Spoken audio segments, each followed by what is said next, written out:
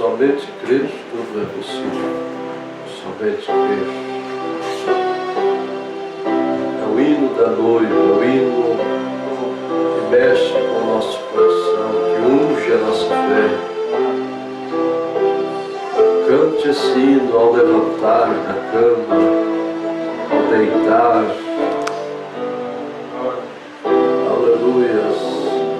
É um hino próprio para cantar na hora da alegria, na hora da tristeza, em todos os momentos. Somente crer. Tudo é possível. Somente crer.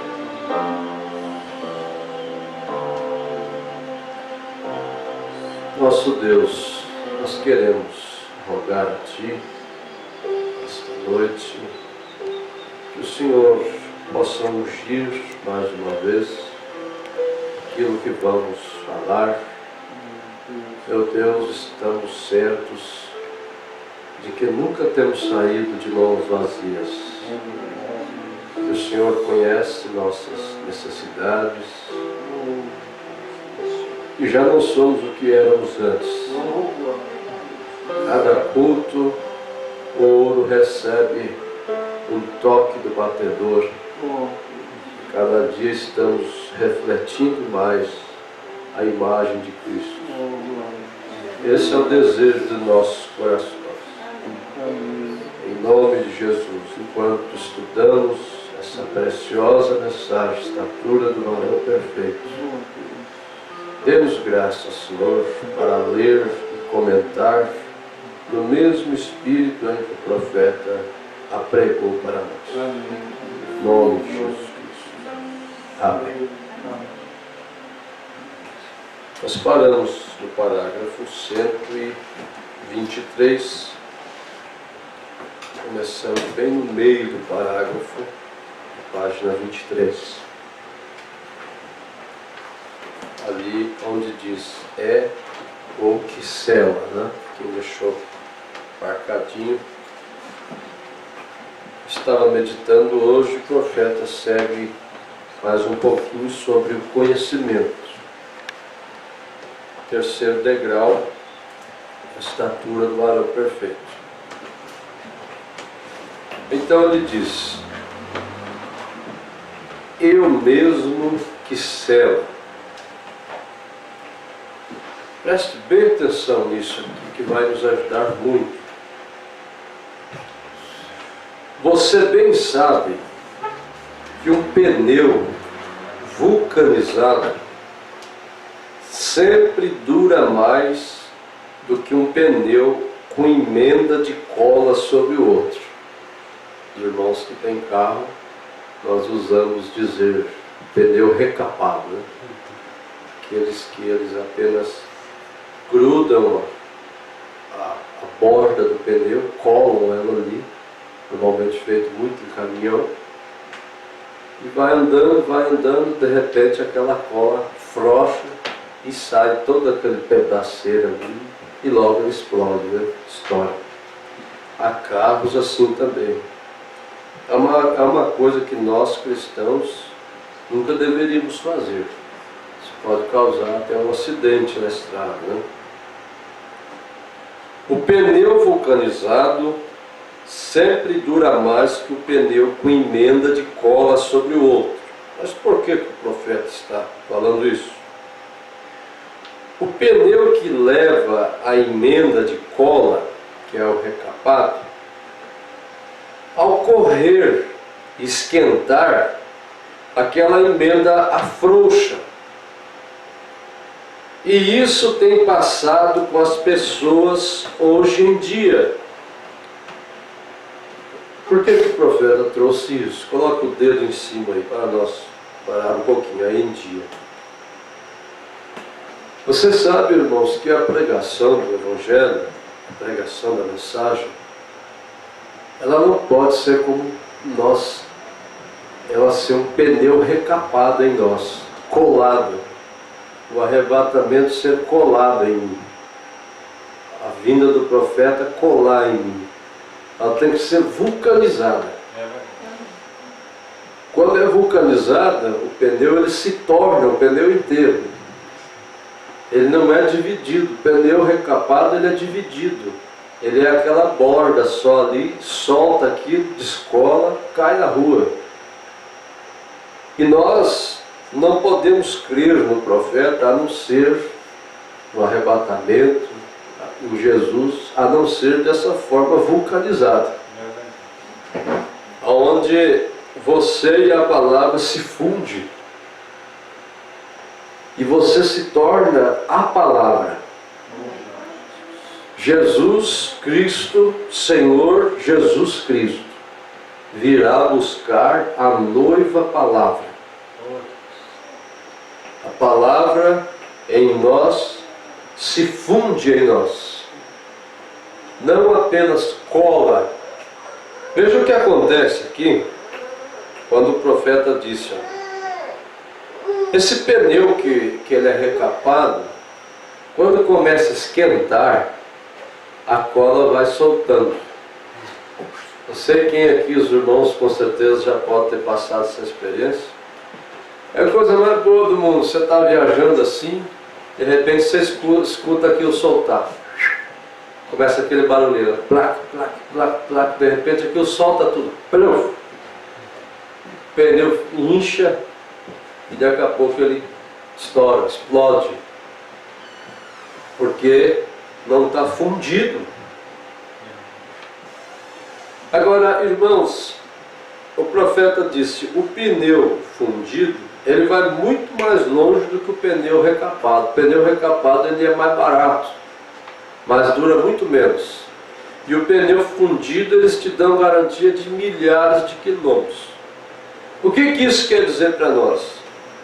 A pessoa, olhem um pouquinho ali na parede, no degrau. Nós começamos esse estudo com a fé. Depois fomos para a virtude. E agora estamos chegando no conhecimento. Quando nós começamos ali na fé, essa virtude, o conhecimento, tem que se fundir a nossa fé. Lembra domingo à noite que nós falamos aqui sobre o canário? O canário ouve a voz do humano, mas aquilo não funde com o seu conhecimento. Não tem como. Bate e cai, bate e cai. E nós temos que receber a voz de Deus e essa voz fundir conosco. Você se tornar a voz de Deus. É verdade. A ponto de, se você pensar em negar o arrebatamento, você teria que negar a si próprio, porque isso é você. O arrebatamento é você. A vinda do Senhor Jesus Cristo é nós. É em torno de nós. Como que você pode conseguir negar aquilo que está em você? Não tem como. Então, usando esse exemplo simples, mas trazendo algo tão grande para nós, profeta, né? Isso tem passado com as pessoas hoje em dia. Trata de pegar a sua ciência, a ciência mundana, com um pouquinho de goma terrestre, e logo quando chegam as provas, dizem, ora, estávamos equivocados. Chega às lutas, a pessoa não suporta, porque ela não fundiu com a palavra. E dentro de pouco se encontram sem nada de ar. Estoura o cristão, né? Parecia que era. Todas as suas emoções não lhes ajudaram em nada, porque os vemos de novo no lamaçal. Isso é correto. Porém, se você fica ali, com suficientemente calor do Espírito Santo, até que você chegue a ser um com o pneu, então ali está a resposta. Você e o pneu chegam a ser um, quando você fica até que toda a promessa de Deus chega a ser um com você. Isso é glorioso, gente.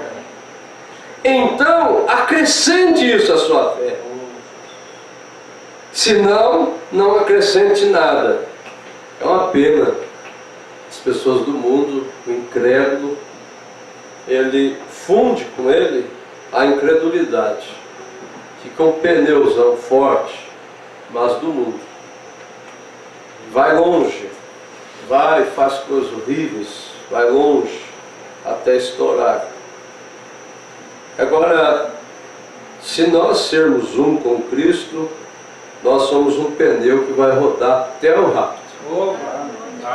Se o Espírito Santo em nós se fundir, ser um, sermos batizados no corpo de Cristo, com o Espírito, nós vamos até o arrebatamento, irmão. Você pode furar às vezes o pneu novinho fura também. Você pode chorar, você pode passar buraco, mas ele é um pneu fundido. Ele vai longe. Agora, se for desse outro que apenas colou ali, colou só, colou a ceia, colou o batismo, se emocionou, colou sobre o profeta, colou sobre a igreja, colou sobre o Senhor Jesus Cristo ser Deus, tudo isso é muito bom. Mas se não fundiu, só colou, na hora que chega as provas, não suporta. Começa a labuta e a reclamação e tanta coisa, e quando vê aquilo escapa, sai, e o pneu estoura. E acaba, termina tudo por ali. Então acrescente isso à sua fé. Ou não, então não acrescente nada. Se você diz, não se pode ter confiança na palavra, não vá acrescentar isso à sua fé. Se você diz que a promessa do batismo do Espírito Santo unicamente foi para os 12 apóstolos, como fazem hoje algumas igrejas, não trate de acrescentar isso. Ali é onde o seu fundamento se torna em pedaços. Como vimos na mensagem de ontem à noite, Uzias, quando ele viu este homem no qual tinha muita confiança, e eles com seu fundamento todo derrubado, leproso, não lhe servia. Agora dizem que foi unicamente para os 12 discípulos. Já pensou isso? Uma igreja crê que o Espírito Santo só foi para os discípulos, para os apóstolos, e nós, ninguém mais pode receber? Faz algum tempo, eu estava com o irmão Wright e éramos como que uns 4 ou 5 pregadores estávamos falando essa noite. E um se levantou e disse: agora, eu quero dizer-lhes algo, amados irmãos. Eu penso que vocês são uma gente muito boa. Recordo-me que disse ao que estava junto a mim: ele é um daqueles, observem bem. O irmão Júnior Jackson acabava de pregar sobre a graça de Deus, e em verdade estava ungido. Agora este irmão estava dizendo, olha o que ele disse: agora quero dizer-lhes que este senhor Brana é um anticristo. Alô, para o profeta e para os pregadores todos juntos ali. Esse senhor Brana é um anticristo. E continuou por um momento, e algum dos pregadores queria defender-me, defender o profeta. E lhes disse: espere, irmãos, não digam nada. Ele somente é um, e nós somos muitos. Eu me lembro da mensagem agora de domingo, né, à noite. Um homem espiritual, né? O homem chegou e chamou o profeta de anticristo. Você vê a atitude do profeta? Os amigos quiseram defender, né? Não, o que você está falando? Irmão Brando disse: não, pare, não vamos criar caso, contenda. É isso. Deixa, ele é só um, nós somos muitos. Em outras palavras, nós pegarmos ele aqui, nós vamos humilhar ele, vamos brigar com ele. Para que isso? Deixe ele, deixe-no. ele está buscando questão comigo. Quero parar um pouquinho aqui. Você põe o dedo aí para nós prestar atenção nisso. Discernimento do profeta. Quando o homem disse: você é o anticristo, Mombrana. Mombrana disse assim: ele só está tentando arrumar uma questão comigo. Nós temos que ter, irmãos, esse discernimento, nós, homens, mulheres da mensagem. Às vezes, você nunca fez nada com um vizinho, com um amigo, com um parente, seja o que for, mas as pessoas pegam o espírito de querer arrumar uma questão, moça. Não é assim? Está tudo bem lá, mas daqui a pouco a pessoa chega querendo questão, querendo briga, e te provoca e quer arrumar uma questão. Você não tem nada com a pessoa, nunca teve um problema nem nada, mas a pessoa vem chegando querer arrumar a questão. O profeta, como via longe, viu que o homem queria arrumar uma questão. Disse: não, deixa para lá. Ele só quer arrumar uma questão comigo. É a águia, né? Bate as asas, vai bem para longe. Sai fora de confusão, discussão, não dá mau testemunho, né?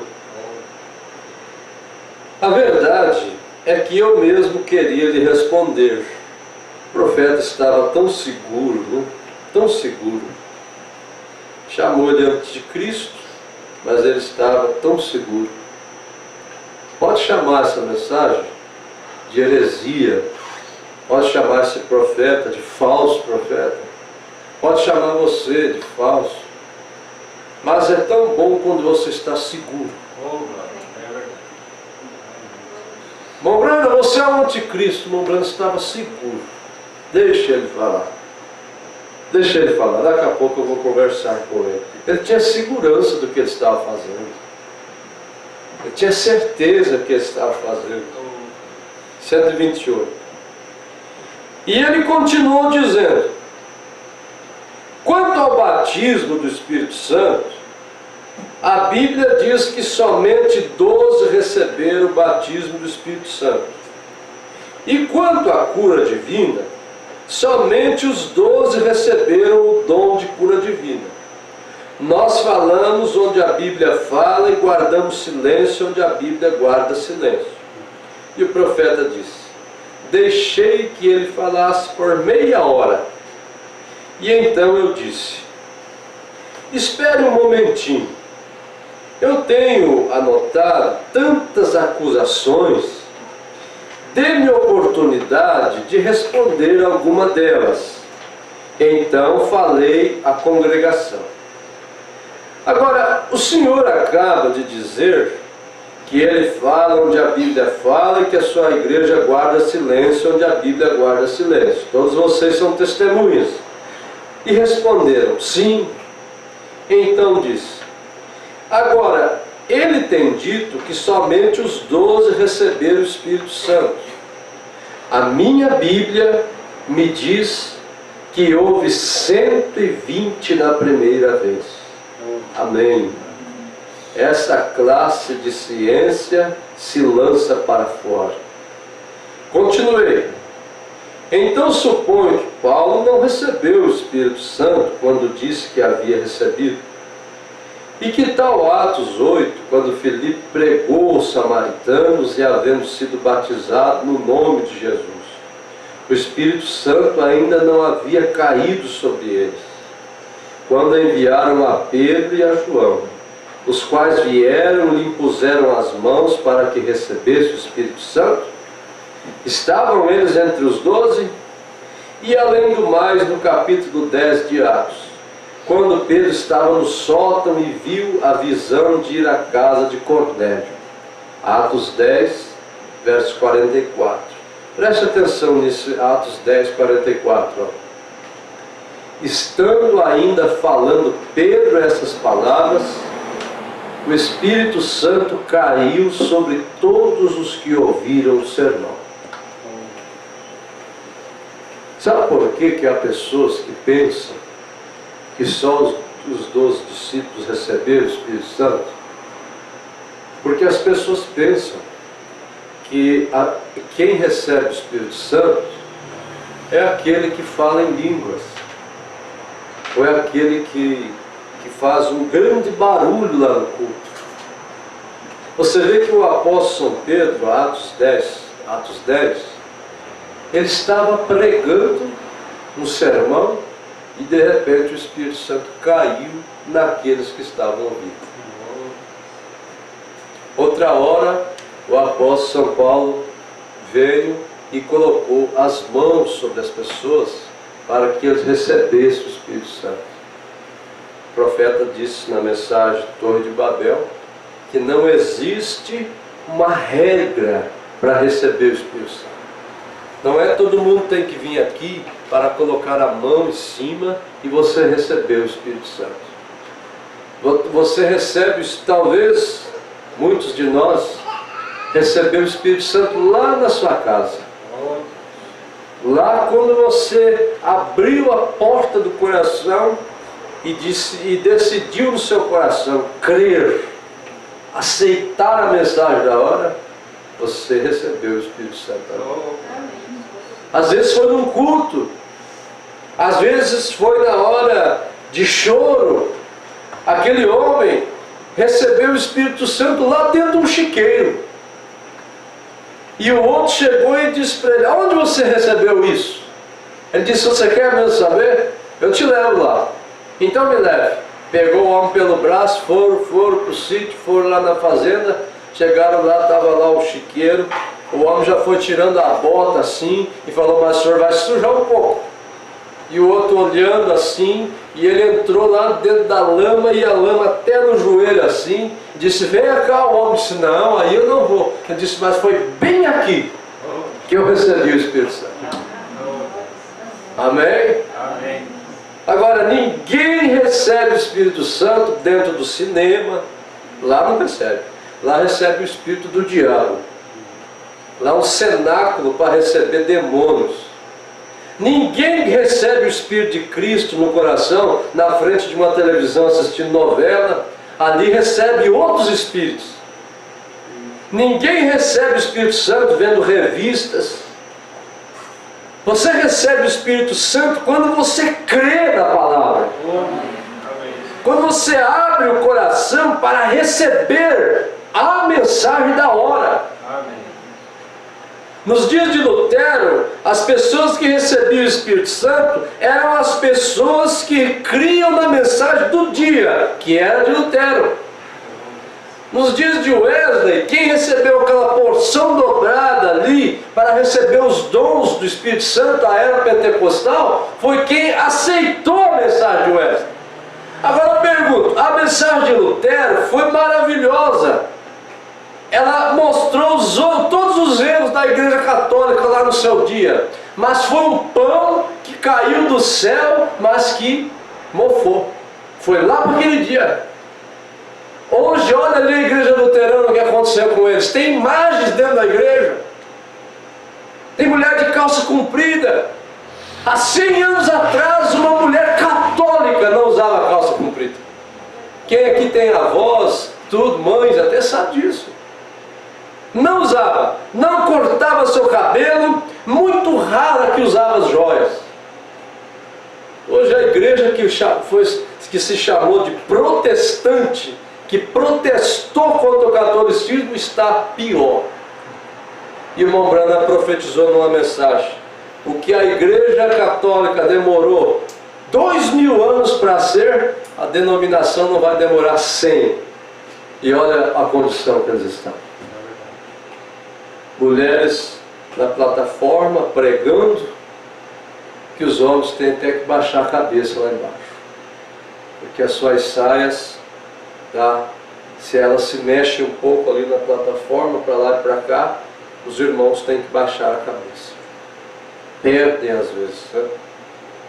Mas não vamos perder aqui o sermão, né? Parágrafo 132. Disse, profeta: a Bíblia ainda está falando. Onde está a sua igreja? E quanto à cura divina? Você disse que unicamente os 12 discípulos tinham cura divina? A Bíblia diz que Filipe foi a Samaria, expulsou demônios, curou enfermos, e que houve grande regozijo na cidade, e ele não foi um dos 12, nem mesmo foi apóstolo, mas diácono. Amém, diz o profeta. 133. Diz: Paulo não foi um dos que estava no cenáculo, um dos 12, mas sem dúvida teve o dom de cura divina. Vejam quão grande foi aquele dom, que mesmo 30 anos depois ele estava em Corinto ordenando o dom de cura no corpo de Cristo.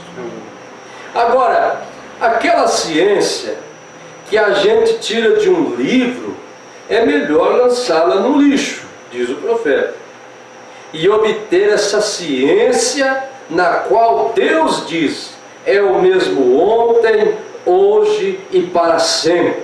E logo você dirá: amém, sim, Senhor. Sim, não somente para os 12, mas para todos. Atos 2:39. Quando você chega a obter tal grau de fé, quando a sua fé afirma cada palavra com amém, então você pode dizer: agora sim, acrescentemos isso. Vamos fundir esse conhecimento com a nossa fé. Não funda conhecimento: ah, mas a minha mãe me ensinou assim, mas o meu avô me ensinou assim, o meu pai me ensinou assim. Veja se esse conhecimento é aquele conhecimento da estatura. Essa é essa ciência de Deus. Se não é, pegue a Bíblia Sagrada e vulcanize com o pneu. Vulcanize as promessas de Deus com você. Amém. Não deixe só aqui, ó. Aqui, a palavra de Deus não dá prazer. Na mente, a música mundana, o rock, a coisa aí fora, na mente, dá muito mais prazer do que a palavra. Mas o dia que a palavra desce no coração e mostra para um ser humano o prazer da eternidade, a sua mente nasce de novo. Então não aceita mais nada do mundo. Por isso que a mente de um cristão, ela cansa, é cansativa. Tem horas que você põe a mão na cabeça, tem que ficar sozinho, deitar, caminhar no mato um pouco. Porque um carro passa com a música, aquilo entra na sua mente, mas se você é um cristão, você bate aquilo para fora. Se alguma mulher passa despida da rua e vê aquilo nos seus olhos, a sua mente cristã bate aquilo para fora, você vira o rosto para o lado. Se você vai num lugar, na casa de um parente, uma televisão, está ali algo, e aquilo está tentando te apanhar, a sua mente bate aquilo para fora. Então cansa. A mente das pessoas do mundo, tudo que vai chegando, vai comendo. Pode ligar qualquer música, eles gostam. Se o cara botar uma lata de tinta ali, pegar um pau e começar a bater assim, o caboclo já começa com o pezinho assim, ó. Claro, o seu espírito é do mundo. Não pode ver uma musiquinha, o seu corpo já começa a se manifestar aqui. Mas deixe a palavra de Deus descer lá no coração, fundir, o pneu ser fundido, e você vai ver como você tem força. Você não consegue mais, o seu apetite é outro, você não força. Não é porque a minha mulher está me vendo, porque meu marido está me vendo, porque o pastor está perto, porque o irmão está me vendo. É o seu apetite. É verdade. Você já pegou alguma pombinha escondida assim no mato? Ó, pombinha, eu te peguei você no mato, você fez um buraco ali no mato e colocou lá um monte de carniça para comer escondido. A pombinha. Aí sai lá na reportagem: a pombinha é pega escondida comendo carniça. Ela não precisa. Ela pode estar sozinha lá na beira do rio, ninguém vendo ela. O apetite dela, o estômago dela, só recebe grão. Agora o corvo ele come grão junto com a pomba e come carniça também. Mensagem à igreja e sua condição, o profeta diz: não seja um cristão corvo. vem aqui no culto, comemos a palavra, nos regozijamos, glória a Deus por isso, a mensagem alimenta nossos corações, mas daí chegamos na nossa casa, é filme, novela, mentira, e fofoca e tanta coisa suja. Aí parece que nosso ambiente, nosso alimento, a nossa digestão está errada. Vamos pedir a Deus isso nessa noite, Senhor, me dê só um tipo de apetite.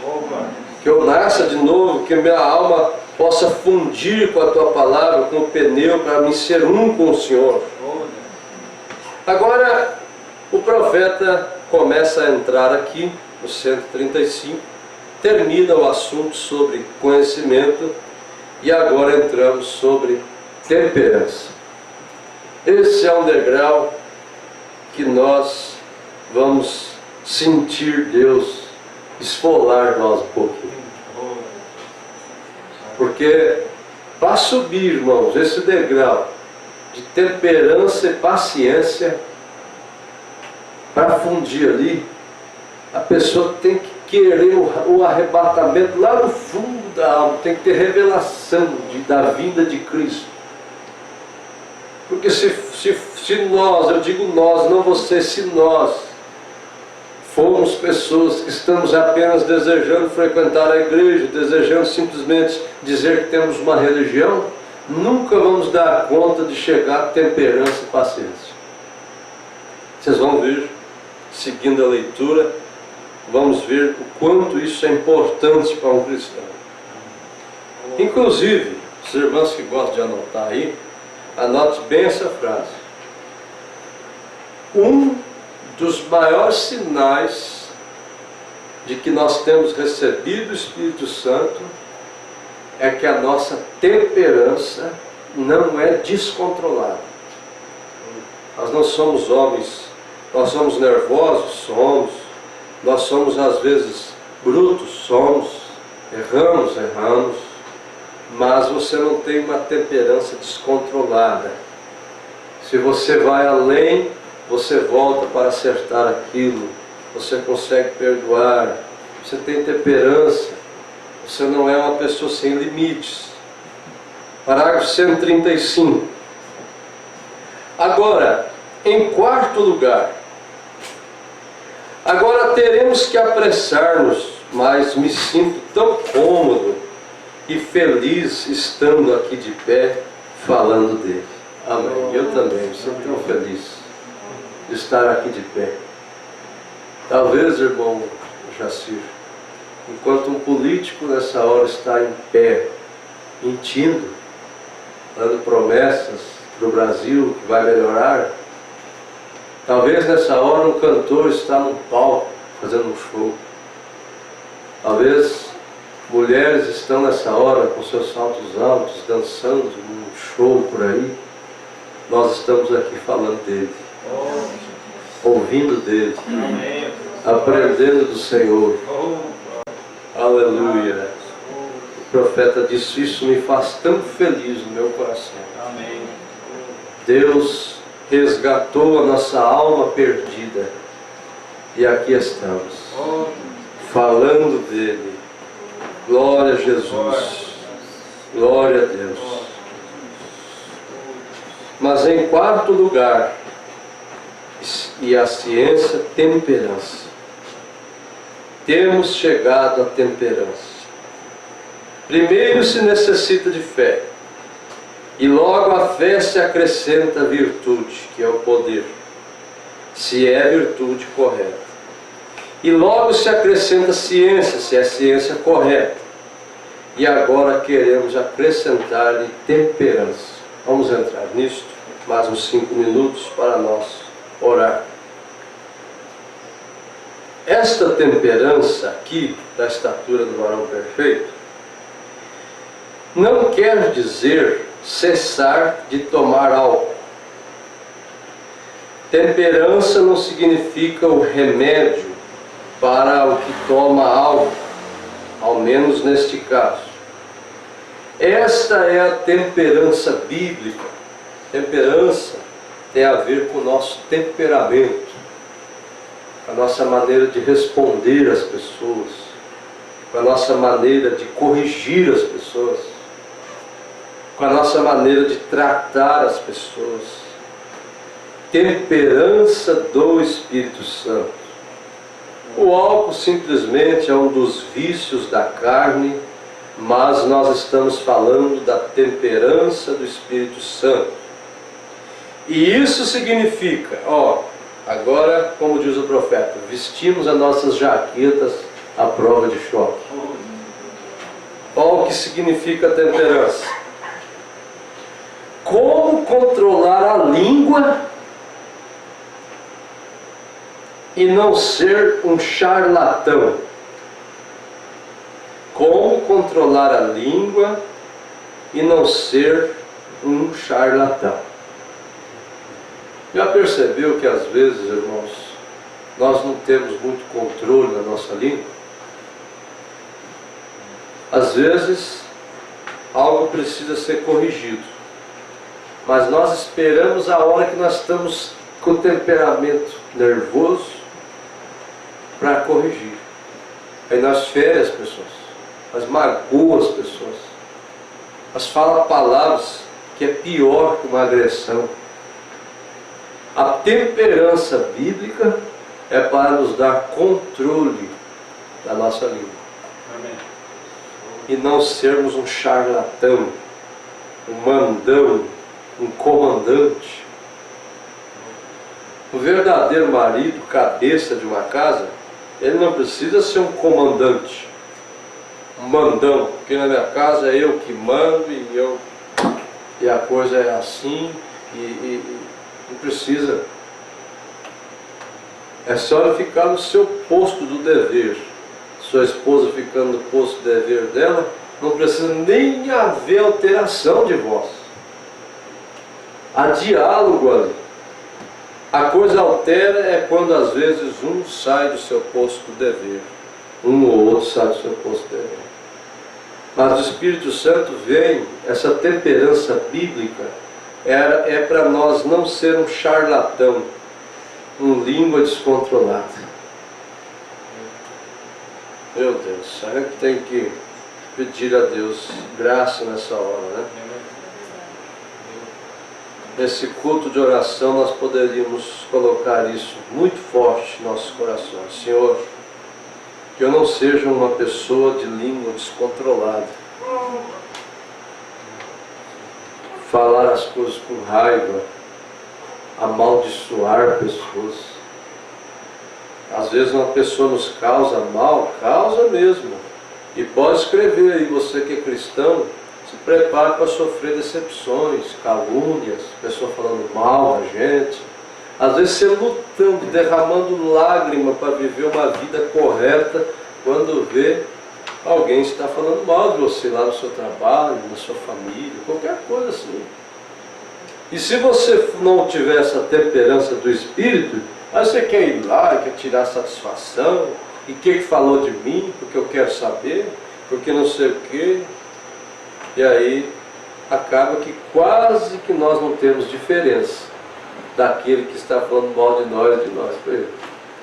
Quase que não tem diferença. Mas vai lá e age do mesmo jeito que a pessoa está agindo com a gente.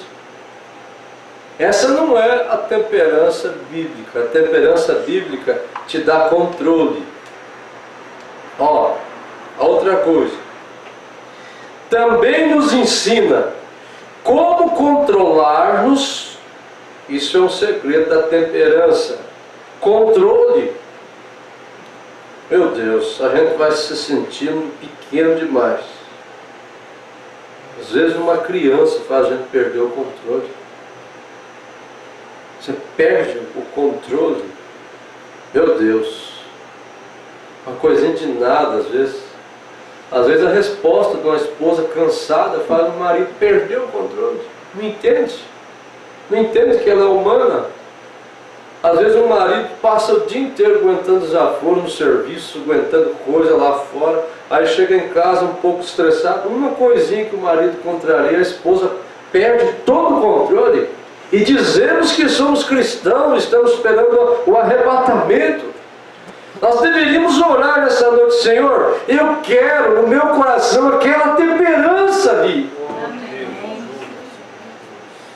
A temperança de Cristo em mim.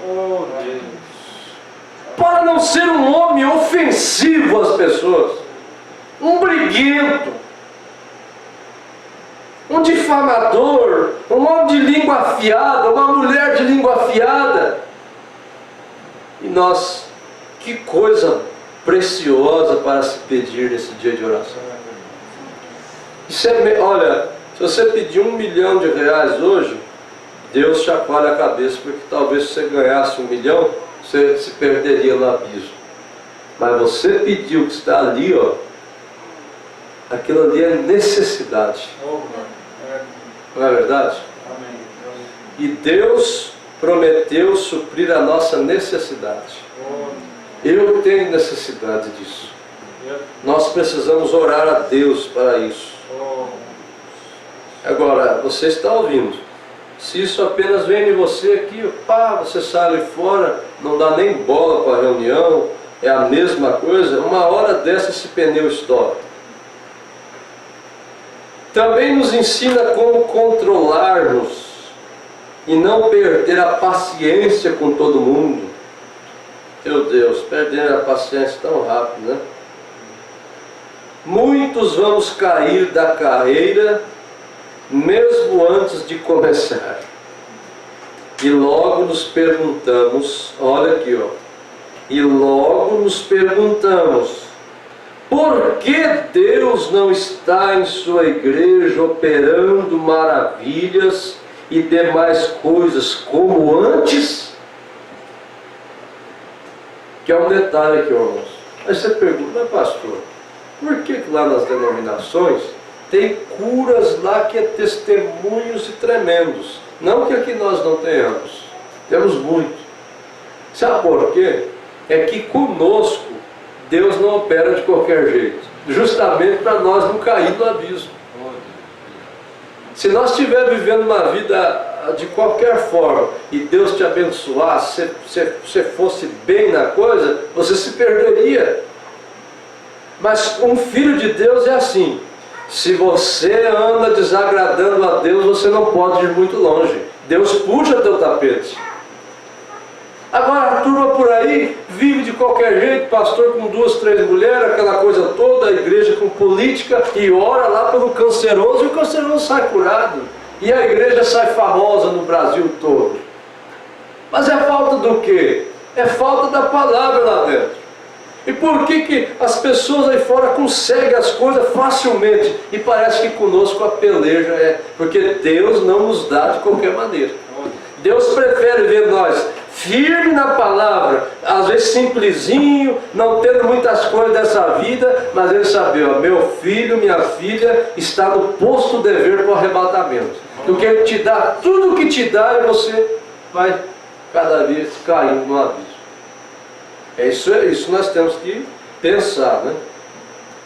Por que não está acontecendo? É por causa que não está havendo temperança entre os crentes, paciência. Meu Deus, hoje para um irmão perder a paciência com o outro, já ficar bicudo com o outro e cara feia um com o outro, é uma coisinha de nada. Uma coisinha de nada desse irmão. O irmão pisou na pontinha do meu dedo, eu já mudo já meu comportamento, e depois chego aqui na fila da ceia como se eu fosse a bolacha do pacote. Nós deveríamos vir no altar dessa noite e pensar seriamente nisso.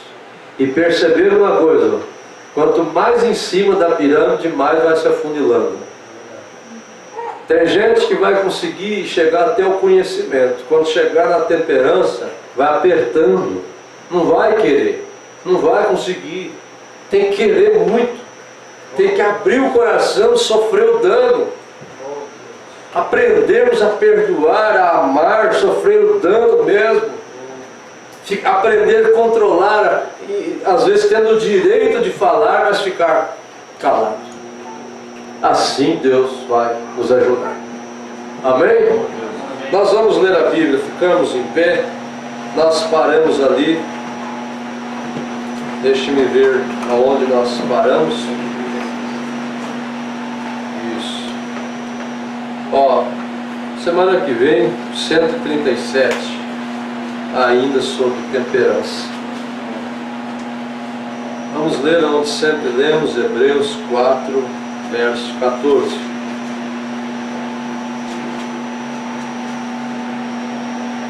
Visto que temos um grande sumo sacerdote, Jesus, Filho de Deus, que penetrou nos céus, retenhamos firmemente a nossa confissão, porque não temos um sumo sacerdote que não possa compadecer-se das nossas fraquezas, porém um que como nós em tudo foi tentado, mas sem pecado.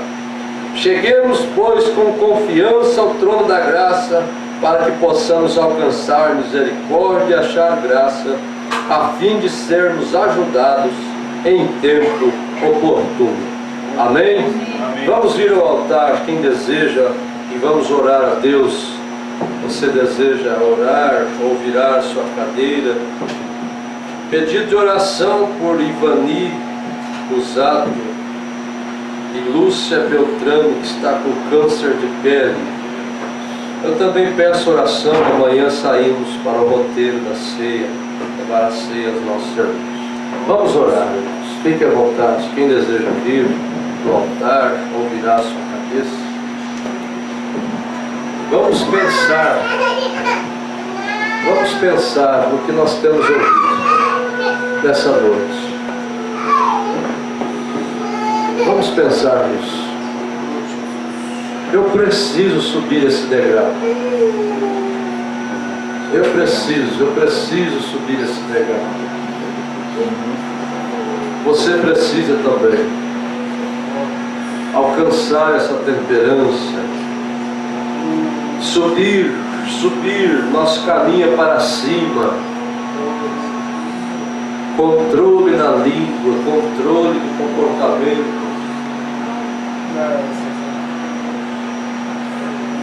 Aleluias. Ore. Senhor Deus, amado, querido Pai, no nome poderoso de Jesus Cristo, aqui estamos ouvindo essas verdades do sétimo anjo, a qual o Senhor enviou para a tua noiva, Senhor. Este é um tipo de palestra para a noiva de Jesus. O mundo denominacional não sabe o que é esta preparação. O mundo denominacional não sabe o que é se preparar, estar pronto para o rapto.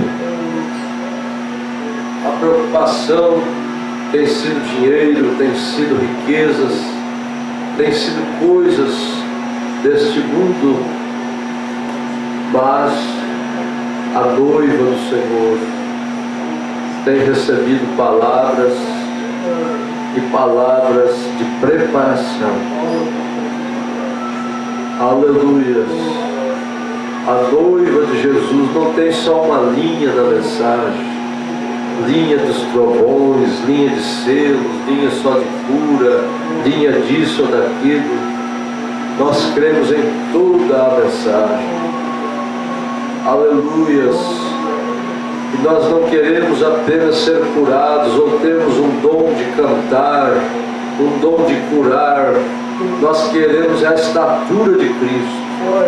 Sem essa estatura nós podemos ter dons, podemos fazer grandes maravilhas, mas podemos perder o rapto. Vamos pensar nisso. Aleluias.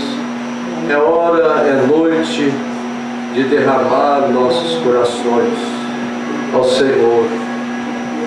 Faça a sua oração nessa hora.